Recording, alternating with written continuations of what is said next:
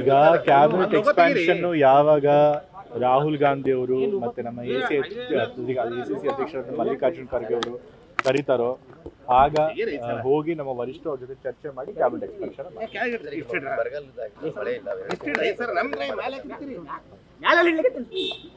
ಈಗ ಇಡೀ ರಾಜ್ಯದಲ್ಲಿ ಮಳೆ ಕೊರತೆ ಆಗಿದೆ. ಎಲ್ಲಾ ಕಡೆ ಬರ ಪರಿಸ್ಥಿತಿ ಬರ್ತಿದೆ. ಬರೀ ನಮ್ಮ ರಾಜ್ಯ ಮಾತ್ರ ಅಲ್ಲ, ಇಡೀ ಭಾರತದಲ್ಲಿ ಕೂಡ ಇದೇ ಪರಿಸ್ಥಿತಿ ಬರುತ್ತೆ ಹವಾಮಾನ. ಸೊ ಹಾಗಾಗಿ ಮುಖ್ಯಮಂತ್ರಿಗಳು ಕೂಡ ಪ್ರತಿಯೊಂದು ವಿಭಾಗದಲ್ಲೂ ಕೂಡ ಬಂದು ಮೀಟಿಂಗ್ಗಳನ್ನು ನಡೆಸಿದ್ದಾರೆ ಈ ವಿಚಾರವಾಗಿ ಬರ ಪರಿಸ್ಥಿತಿ ಅವಲೋಕನ ಮಾಡೋದಕ್ಕೆ ಅಂತೇಳಿ. ಸೊ ಮತ್ತೆ ನಮ್ಮ ಜಿಲ್ಲಾ ಉಸ್ತುವಾರಿ ಮಂತ್ರಿಗಳು ಯಾರು ನಮ್ಮೆಲ್ಲರಿಗೂ ಕೂಡ ನಮ್ಮ ಜಿಲ್ಲೆಗಳಲ್ಲಿ ನಮ್ಗೆ ಯಾವ್ದು ಉಸ್ತುವಾರಿ ಕೊಟ್ಟಿದ್ದಾರೆ, 2 ಜಿಲ್ಲೆ ಉಸ್ತುವಾರಿ ಕೊಟ್ಟಿದ್ದಾರೆ. ಆ ಎಲ್ಲ ಜಿಲ್ಲೆಗಳಲ್ಲೂ ಕೂಡ ಅಧಿಕಾರಿಗಳ ಸಭೆ ನಡೆಸಬೇಕು ಅಂತ ಹೇಳಿದ್ರೆ ಅದರಂತೆ ಎಲ್ಲ ಜಿಲ್ಲಾ ಉಸ್ತುವಾರಿಗಳು ಕೂಡ ನಮ್ಮ ಜಿಲ್ಲೆಗೆ ನಾನು ಮಾಡಿದ್ದೀವಿ.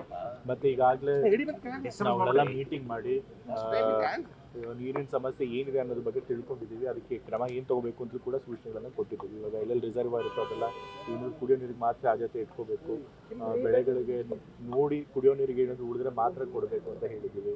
ಮತ್ತು ಎಲ್ಲೆಲ್ಲಿ ಕುಡಿಯೋ ನೀರಿನ ಅಭಾವ ಇರುತ್ತೆ ಅಲ್ಲೆಲ್ಲ ಕೂಡ ಕೊಳವೆ ಬಾವಿಗಳನ್ನು ಕೊಡಿಸಬೇಕು. ಎಲ್ಲಿ ನೀರು ಬರಲ್ವೋ ಅಲ್ಲಿ ಕೊಳವೆ ಬಾವಿಗಳನ್ನು ಬಾಡಿಗೆಗೆ ತೊಗೋಬೇಕು, ಇಲ್ಲ ಟ್ಯಾಂಕರ್ಗಳು ನೀರು ಕೊಡಿಸ್ಬೇಕು, ಮೇವೆಲ್ಲ ದಾಸ್ತಾನಿದೆಯಾ ಅಂತ ನೋಡ್ಕೋಬೇಕು. ಮತ್ತು ರೈತರಿಗೂ ಕೂಡ ಎಲ್ಲ ಸೂಚನೆ ಕೊಡಬೇಕು. ಹೆಚ್ಚು ನೀರನ್ನ ಉಪಯೋಗಿಸ್ಕೊಳ್ಳೋಂಥ ಬೆಳೆಗಳನ್ನು ಬೆಳೆಸಬಾರ್ದು ಅಂತ ಹೇಳಿ ಎಲ್ಲ ಹೇಳಿದ್ದೀವಿ. ಜೊತೆಗೆ ಮುಖ್ಯಮಂತ್ರಿಗಳು ಪ್ರತಿಯೊಂದು ಕ್ಷೇತ್ರಕ್ಕೂ ಕೂಡ ಬರ ನಿರ್ವಹಣೆಗೆ ಅಂತ ಹೇಳಿ 1 ಕೋಟಿಯಷ್ಟು ಅನುದಾನ ಕೊಟ್ಟಿದ್ದಾರೆ. ಸೊ ಹಾಗಾಗಿ ಬರನ ಎದುರಿಸೋದಕ್ಕೆ ಏನೇನು ಸಿದ್ಧತೆಗಳನ್ನು ಮಾಡ್ಕೋಬೇಕು ಅದು ಸರ್ಕಾರದಿಂದ ಮಾಡಿದ್ದೇವೆ. ನೋಡಬೇಕು, ಇದು ಬಹಳ ದೀರ್ಘಕಾಲ ಈ ಬರ ಪರಿಸ್ಥಿತಿ ಮುಂದುವರಿಯೋಕ್ಕೆ ಸಾಧ್ಯತೆ ಇದೆ ಅಂತ ಹೇಳಿದ್ದಾರೆ. ಹಾಗಾಗದೇ ಇರಲಿ ಅಂತ ನಾವು ಬಯಸ್ತೇವೆ. ಸರ್, ಈಗ ನಗರದಲ್ಲೂ ಕೂಡ ಕುಡಿಯೋ ನೀರಿನ ಸಮಸ್ಯೆ ಸಾಕಷ್ಟು ಇದೆ ಸರ್.